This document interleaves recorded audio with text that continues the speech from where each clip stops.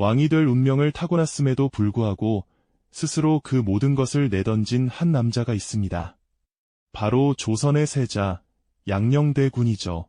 그는 왜 모두의 기대를 저버리고 파국으로 치달았을까요? 단순한 젊은 날의 일탈이었을까요? 아니면 감당하기 버거웠던 왕관의 무게 때문이었을까요? 그의 이야기는 600년이 지난 지금도 우리에게 깊은 질문을 던지고 있습니다.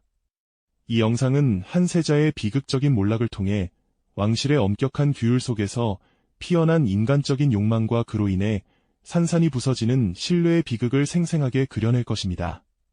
시대를 초월하여 우리가 맺는 모든 관계 속에서 신뢰가 얼마나 연약하면서도 절대적인 가치인지를 양녕대군의 삶을 통해 깊이 깨닫게 되실 겁니다. 조선 건국의 기반을 굳건히 다진 태종 이방원. 그는 강력한 왕권을 확립하고 나라의 기강을 바로 세우는데 전력을 다했던 카리스마 넘치는 군주였습니다. 피해 숙청을 거쳐 왕위에 올랐지만 그만큼 왕실의 안정과 번영에 대한 열망은 어느 누구보다 뜨거웠죠. 그런 태종에게 첫째 아들 양녕대군은 자신의 꿈이자 조선의 미래를 이어받을 존재였습니다. 태종은 양녕을 세자로 책봉하며 그에게 지대한 기대와 함께 막중한 책임을 부여했습니다.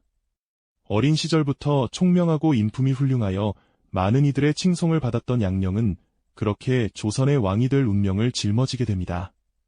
세자 책봉식은 그야말로 장엄하고 화려한 의식이었을 겁니다. 수많은 신하와 백성이 지켜보는 가운데 왕실의 후계자로서 당당히 자리하는 모습은 분명 모두에게 희망을 안겨주었을 테죠. 하지만 그 화려함과 장엄함 속에서 어쩌면 양녕대군의 마음 속에는 왠지 모를 답답함과 무거운 짐이 자리하고 있었을지도 모릅니다. 왕이 될 자의 숙명적인 외로움 같은 것이었을까요?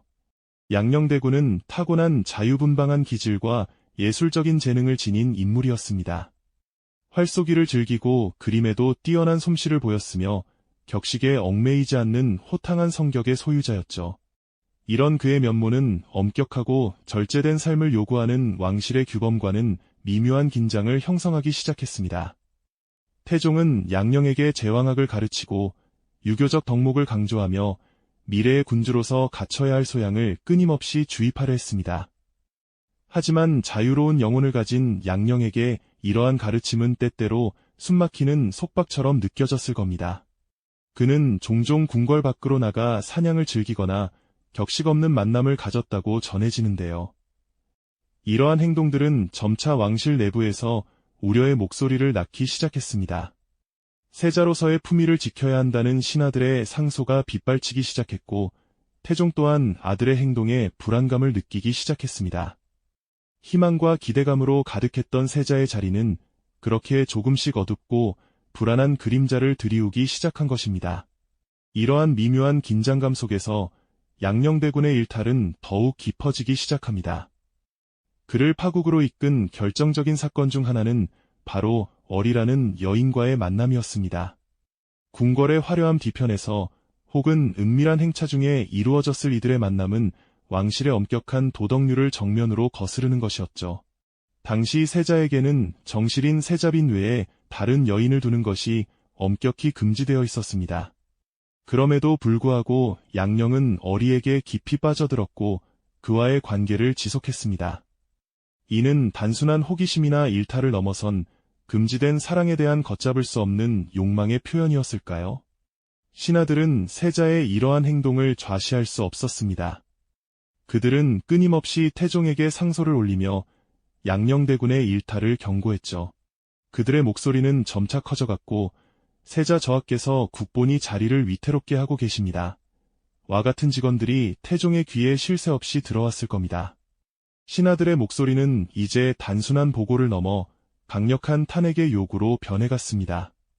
세자 저하께서는 국본이 자리를 위태롭게 할 뿐 아니라 왕실의 권위까지 실추시키고 계십니다. 이처럼 직원의 수위는 점차 높아졌고 태종의 심정은 매일같이 비수로 꿰뚫리는 듯했을 겁니다. 사랑하는 아들이자 자신이 피땀 흘려 이룩한 왕국의 미래를 맡길 유일한 희망이었던 양녕대군.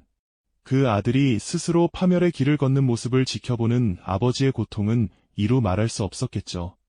하지만 양녕대군은 그러한 경고와 아버지의 고뇌를 아랑곳하지 않았습니다. 그는 어리라는 여인에게 마치 홀린 듯 빠져들었고 그 관계는 단순한 호기심을 넘어선 깊은 집착으로 변해갔습니다. 궁궐의 엄격한 규율, 세자로서의 무거운 책임감, 이 모든 것을 잊게 할 만큼 강렬한 감정이었을까요? 당시 세자는 정실인 세자빈 외에 다른 여인을 곁에 두는 것이 엄격히 금지되어 있었습니다. 이는 단순히 도덕적인 문제를 넘어 왕실의 권위와 정통성을 뒤흔들 수 있는 심각한 사안이었죠. 왕실의 법도는 국가의 근간과도 같았으니까요. 양녕은 이러한 금지된 사랑에 탐닉하며 점차 세자로서의 본분을 망각하기 시작했습니다. 국정을 돌보지 않고 사냥이나 유흥에 빠지는 날이 잦아졌고 신하들의 간언은 그의 귓가를 스쳐 지나갈 뿐이었습니다. 백성들의 수군거림, 신하들의 깊은 탄식, 그리고 아버지 태종의 깊어지는 시름마저도 그의 쾌락을 멈추게 하지 못했죠. 마치 걷잡을 수 없는 강물처럼 그의 일탈은 거침없이 흘러갔습니다. 태종은 더 이상 좌시할 수 없었습니다. 그는 어전 회의에서 양녕을 불러 엄하게 꾸짖었습니다.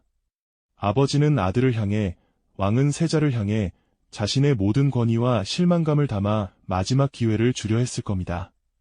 세자, 그대는 어찌하여 나의 기대를 이리도 저버리는가?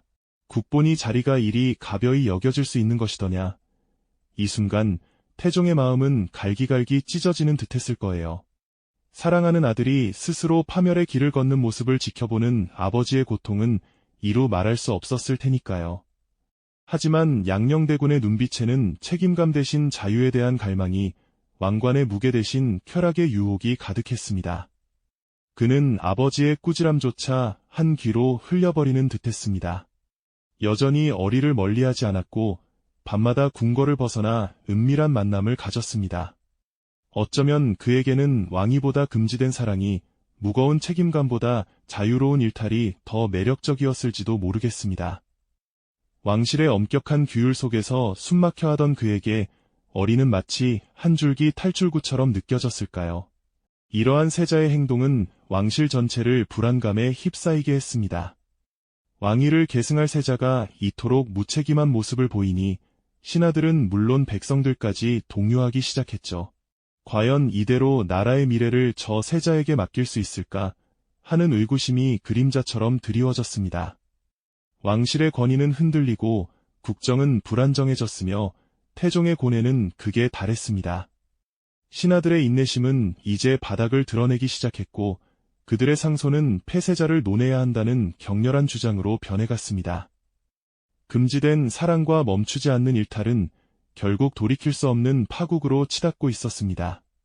왕과 세자, 그리고 신하들 사이의 신뢰의 끈은 한 올 한 올 끊어지고 그 자리에는 불신과 절망만이 남게 되는 순간이 다가오고 있었던 것이죠. 그렇게 켜켜이 쌓여온 불신과 실망감은 결국 거대한 파고가 되어 왕실을 덮치고 말았습니다. 세자 양녕대군과 어리의 관계는 이제 더 이상 시시하며 넘어갈 수 없는 모두가 아는 공공연한 비밀이 되어버렸죠. 궁궐 안팎에서는 세자의 행각을 두고 수군거림이 끊이지 않았고 백성들 사이에서도 왕실의 권위에 대한 의구심이 짙게 드리워졌습니다. 신하들의 인내심은 이미 바닥을 드러낸 지 오래였고요. 이제 조정에서는 폐세자 논의가 본격적으로 수면 위로 떠오르기 시작했습니다. 신하들은 더 이상 좌시할 수 없다며 격렬한 목소리를 냈죠. 나라의 근본이 흔들리고 있습니다. 어찌 이런 세자에게 나라의 미래를 맡길 수 있겠습니까? 하는 날카로운 상소문들이 태종에게 빗발쳤습니다.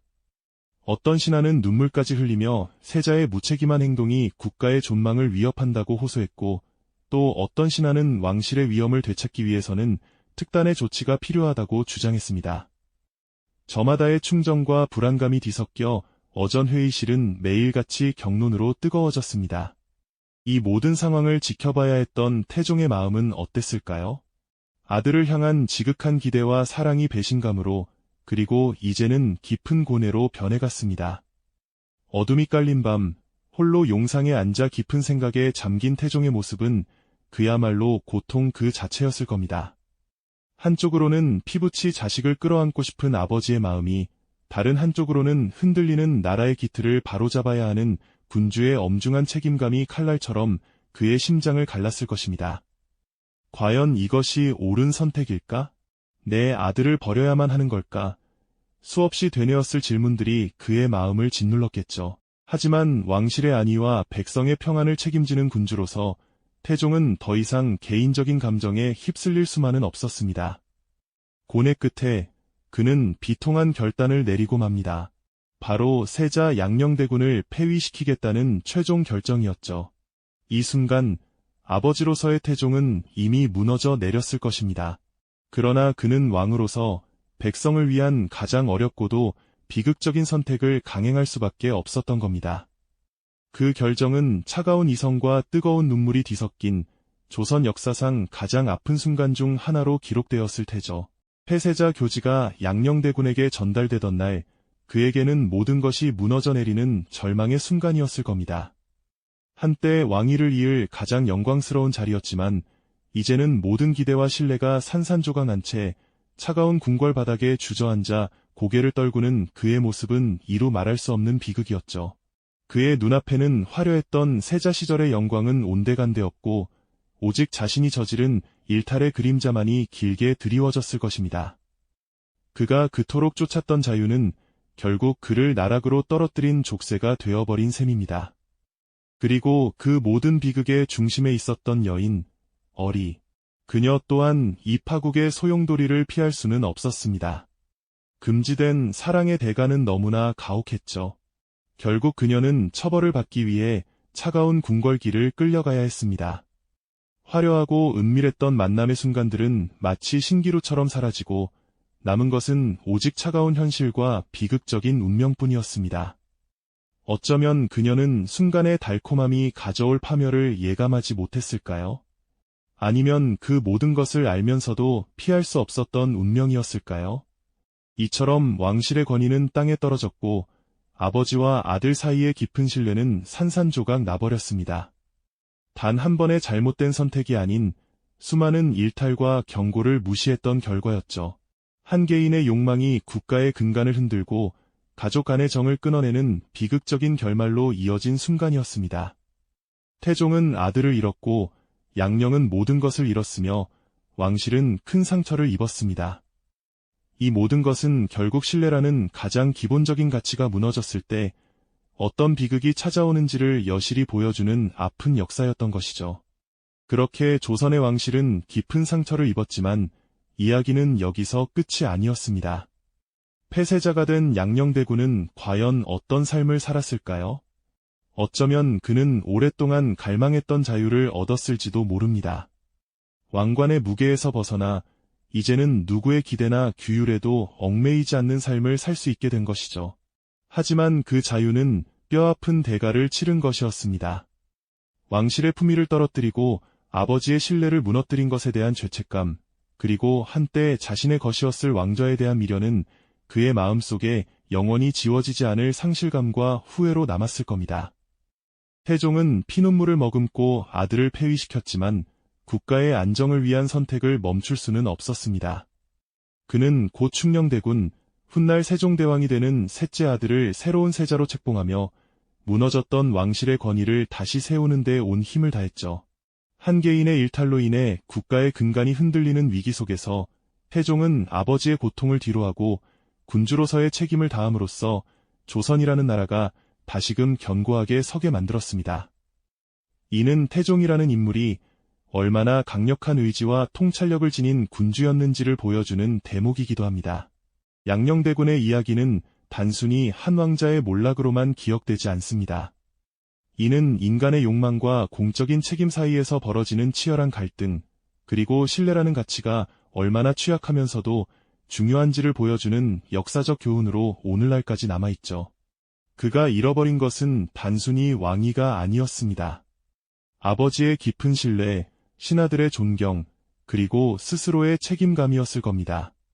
마치 깨진 거울처럼 한번 금이 간 신뢰는 다시 원래대로 되돌리기 어렵다는 것을 그의 삶이 여실히 증명하고 있는 셈이죠. 물론 양녕대군은 폐위된 이후에도 비교적 편안한 삶을 누렸습니다. 자유로운 영혼의 소유자답게 전국 각지를 유람하며 시와 그림을 즐기고 때로는 동생인 세종을 찾아 조언을 건네기도 했다는 기록이 전해지죠. 하지만 그가 선택했던 길의 그림자는 언제나 그를 따라다녔을 겁니다. 왕실의 일원으로서 그리고 차기 왕으로서 짊어져야 했던 막중한 책임감을 외면한 대가가 얼마나 무거운 것이었는지 그는 평생을 통해 깨달았을 것이라는 씁쓸한 여운을 남깁니다. 이 이야기는 600년 전 조선 왕실의 비극으로만 끝나지 않습니다. 우리가 살아가는 지금도 친구와의 약속, 가족 간의 신뢰, 사회 구성원으로서의 책임감 등 모든 인간관계 속에서 신뢰는 깨지기 쉬우면서도 가장 중요한 가치임을 그의 이야기는 끊임없이 상기시켜줍니다. 한순간의 일탈이 얼마나 큰 파장을 불러일으킬 수 있는지, 그리고 신뢰를 잃는 것이 한 개인의 운명뿐 아니라 주변의 모든 관계와 공동체의 미래까지 어떻게 뒤흔들 수 있는지를 우리는 양녕대군의 비극적인 삶을 통해 다시 한번 되돌아보게 됩니다. 과연 우리는 우리의 신뢰를 어떻게 지키고 있으며 그 가치를 얼마나 소중히 여기고 있을까요? 이 영상이 도움이 되셨다면 좋아요와 구독 부탁드립니다. 여러분의 응원이 제게 큰 힘이 됩니다. 다음 영상에서도 더 유용한 정보를 공유하겠습니다. 감사합니다.